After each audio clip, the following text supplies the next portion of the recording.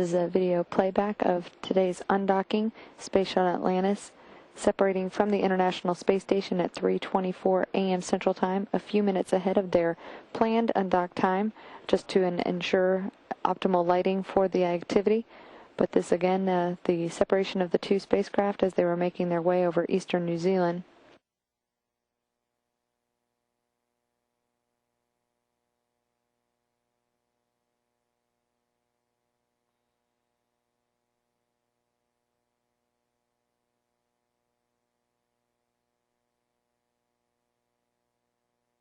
This is a view from cameras that are mounted on the exterior of the International Space Station and being downlinked by that crew, which is continuing with their activities.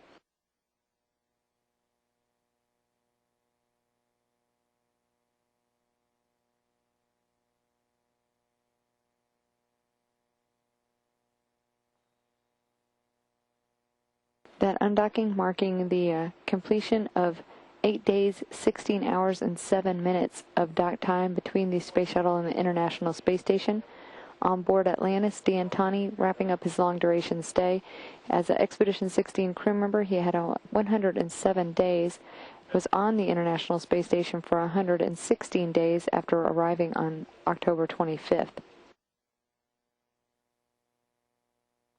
Once separated from the International Space Station at a distance of about 400 feet, pilot Alan Poindexter maneuvered the Space Shuttle into a fly-around of the International Space Station, completing a complete lap around the International Space Station, providing some good views of the orbiting complex with its new module, the Columbus Laboratory.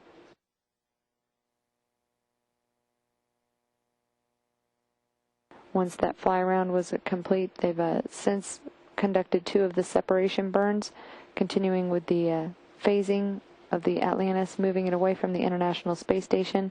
It'll ultimately reach a distance of 40 miles apart or behind the International Space Station, and then they'll move into preparations for the late inspection, a final chance to use the shuttle robotic arm and the orbiter boom sensor system to get a final look at both the wing leading edges as well as the nose cap area and ensure there hasn't been any damage from MMOD or micrometeoroid and orbital debris to the critical thermal protection system. Air to ground 2, sorry about a little Radicom there. We will need to mask IMU-2 with an item 25 on spec 21.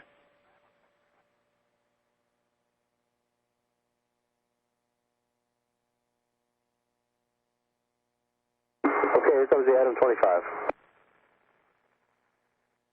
Ready.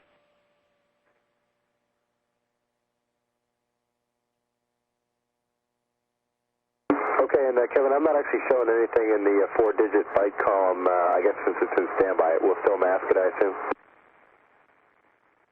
That is affirmative. Okay, thanks.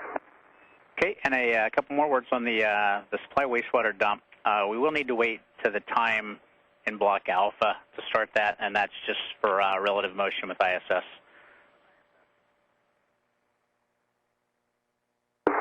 Now, thanks for the reminder, Kevin. We reviewed item 2 in the flight plan revision, so we were all set for that. We just wanted to get into attitude, so we'll be ready. And understand it's just supply and waste. We're not yet dumping the condensate CWC that we have. That's good to be back, and we'll plan on dumping that tomorrow. I have some KU playback times for you if you want them. Oh, that's great. I was just talking to Leland about what we queue up, so go ahead and give me the times.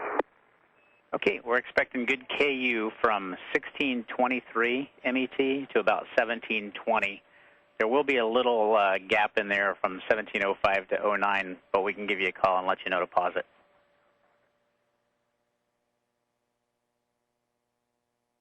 Okay, that's great. We were trying to figure out what we were going to get down in the 14 minutes available on the flight plan, so we'll queue up a couple of tapes to give you some combination of centerline and bigger picture view and some in-cabin.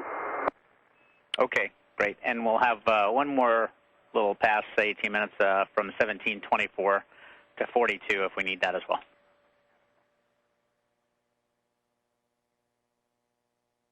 Okay, great. Thanks, Kevin. That sounds like a lot of KU. We'll try to get our best stuff together.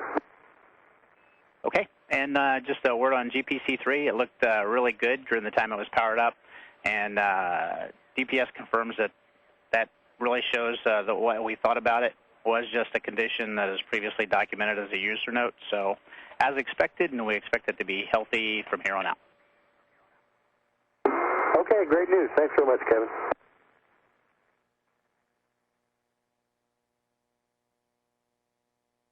That a conversation between astronaut Kevin Ford, who's serving as the spacecraft communicator here in the shuttle flight control room, talking with the Atlantis commander Stephen Frick as they're continuing with activities, now with the 2 separation burns behind them.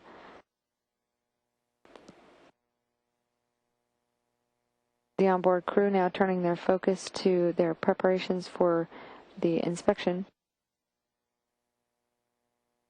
They'll also have an opportunity to replay some video that was captured from the orbiter, and that was of the undocking activity, which occurred at 3:24 a.m. Central Time. This is a replay from the International Space Station being downlinked. You can see the orbiter in the left portion of your view, the robotic arm extended, and to the right, the Columbus Laboratory, now in its new home in space, as well as the space station robotic arm extended on the top right portion of your view.